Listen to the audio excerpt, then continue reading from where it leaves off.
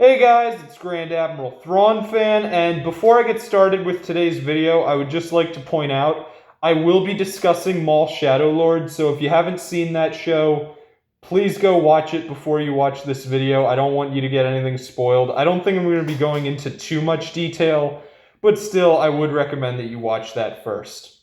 With that out of the way, hey guys, it's Grand Admiral Thrawn Fan, and I'm back with another Black Series review. Today I'm going to be taking a look at one of the most mysterious newer characters in Star Wars, and that character is Marrok from Ahsoka. Now, Marrok is such a mysterious character because we don't actually know much about him. All we really know from him is that he doesn't talk much. He's an Inquisitor who's somehow alive at a time in the galaxy when all the Inquisitors are supposed to be dead. And there's something going on involving Night Sister magic with him. That is all we know about this character. And yet today I'm here to talk about his Black Series figure because he's still such a cool character that he can get his own action figure. So, yeah, the first thing that I really want to talk about with this Marrok figure is how he is the version from Ahsoka. And there's major differences between his armor in Ahsoka and when he appears in Shadow Lord. However, with that said, I would like to start the figure review by actually talking about Marrok's armor, one of the coolest parts about his character. So, one of the things that I really like what they did with this figure is how they captured his armor detailing. Like, for example, around Marrok's ankles, he has these points where his armor just sticks out like that. That's really cool. I like how they got that right on both of his legs.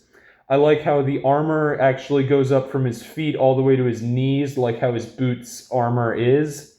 Then it's just no armor all the way up until his chest, where he has his chest armor. And that's really cool how it's like the several layers of chest armor. Then he has shoulder plates to protect his shoulders. And then he has armor on his arm that goes from like his elbow all the way to his hands and his wrists. That's pretty cool. And then he has that on the other arm. And then his helmet. So yeah, Marrok's armor, they did a really good job on all that. They also included his cape that he sometimes wears in Ahsoka. That was really cool. And going back to his armor, I really, really like what they did of how they included the rusted look, like of just the orange painting that Marrok has all over his armor throughout Ahsoka, because his armor is implied to be much older and just has, I don't even know if it's rust, but he just has this orange weathering on it. And it's really cool how they included that on the figure.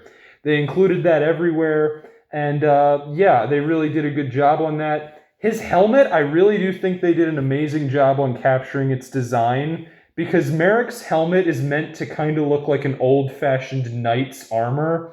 And they did a really good job of that. You can see like all the, I guess, ventilation points in his helmet. That's really cool how they did that. And yeah, I just really think they did a great job capturing Marrok's design. You can see all that, and it looks really great. The reason you can tell how like he has all that weathering is because when he's in Shadow Lord, his armor is bright and shiny, and his armor does have a metallic look. I really like how they recaptured that. And yeah, they just did a really nice job on all that. So, with that out of the way, the cape I mentioned earlier is actually really easy to take off the figure, and then you can just have Marrok ready for a fight scene, which is not actually something easy. Usually figures with capes are either not removable, or if they are, it's a big hassle, or just there's something wrong with the cape and it can't just be a cloth cape. But with Marrok, they made it very simple. The cape is a soft goods cape and it's very nice. And then it just, you can pop it on and off around the figure's head, because all you got to do is have the one point go there, and then you just pull it back and boom, he has his cape on. I'm going to be taking it off though for the rest of the video, I think, because he usually isn't wearing it.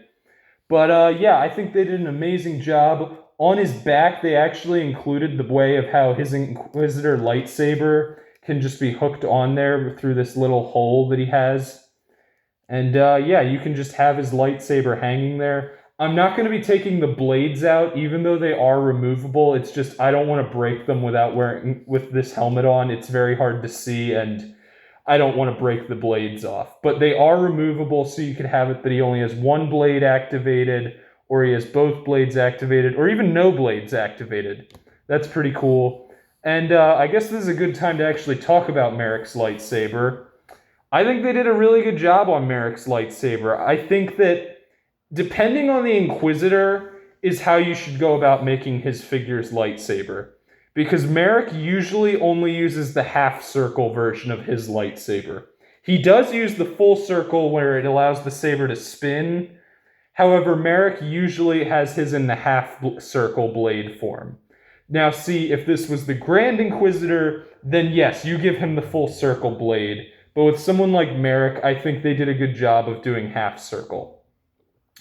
The lightsaber doesn't have too many issues, but one that I would like to point out is that since they gave him the little the point of where you can put the lightsaber on his back, there is that little thing sticking out, and it can make it very hard to actually put the figure's lightsaber back into his hands. It's going to be extra hard for me since I'm wearing a helmet, but this is something that a lot of the Inquisitors actually suffer from, of that since their lightsabers, like they give them all these cool features, it can make it harder for you to put them back into his hand. But if you can do it right, then you did a good job, and it's not that hard. I'd like to point it out that most figures, it's just pop it in the hand. So, yeah, Marrok comes with some great articulation, which is kind of important, because he's kind of an athletic Inquisitor, or just character in general. He's usually doing, like, stunts and flips and swinging his lightsaber. So, yeah, it's really cool that you get a lot of articulation and posability with this figure. And, yeah, I think I'm going to come back to the figure, but real quick, I want to talk about his, box. So, I think I did talk about Morgan Elsbeth, but I haven't really talked about the Ahsoka boxes that often. I actually really like the coloring they went with for Ahsoka, because we get so many figures that come with blue boxes for the Waveline art, but with Ahsoka, it's kind of more of a tealish gray blue that they chose, and I really like that. They actually did a cool job with all that. I think they picked an amazing picture to go with on the side for Marrok to display his figure. That looks great. You have the same picture on the back. And Marrok's actually number 8 from Ahsoka. That's kind of surprising that he's so high. Like, he's in the top 10 like the first 10 characters they ever made. I'm not actually going to read off what it says on him, but there is a little information about him on the back of the box. And, yeah, I just really like the coloring, and this is a really cool box that they gave Marrok. So, yeah, real quick, I'm going to come back to the figure for some final thoughts that I have on him. There isn't really too much that I have to say. I do think that I would point this out. Marrok has, like, these red spots that are kind of like triangles. They're not the orange detailing that he has right here. They're, like, actual red triangles that he has on his helmet on both sides. And I don't know if they actually really did that. Like, I get what it is. They chose to give him the orange paint detailing there instead, but he does have red triangles on the sides of his helmets. And, so this was just something I felt like pointing out, but the figure does not come with an ability of where you can slice him open and then green magic smoke comes out. That is an incredibly unrealistic expectation for an action figure. I just felt like saying that. And yeah, so Marrok is kind of a character who I feel like people just overdid their theories about, simply because of the fact Sam Witwer's name is credited at the end of one episode does not mean that Marrok is going to be Starkiller. Believe me, I'm a huge Force Unleashed fan, and I would really like Starkiller to show up. But just because Sam Witwer was in something does not mean that this character is going to be a Starkiller. I mean, I think when I was watching Ahsoka, I kind of thought maybe there'll be a small twist with him, and there was that. He's been dead the whole time, or at least that's what it implies.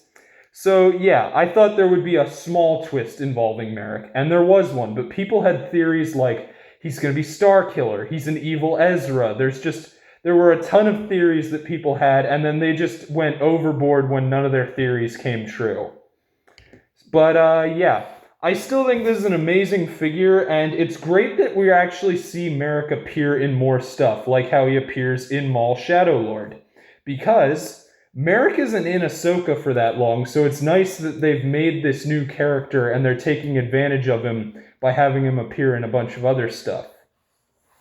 Real quick, this isn't something I usually do, but I felt like doing it for some reason. This is how you can get a comparison of Marrok's Black Series figure versus his Lego minifigure. I don't even know why I decided to do this, but I did. So, yeah. Obviously, I think they did a great job on this figure. The only real negatives I have are that his lightsaber can be hard to put back into his hand. And, the little red triangles, but even then I'm okay with them not being included because Marrok has the orange detailing there.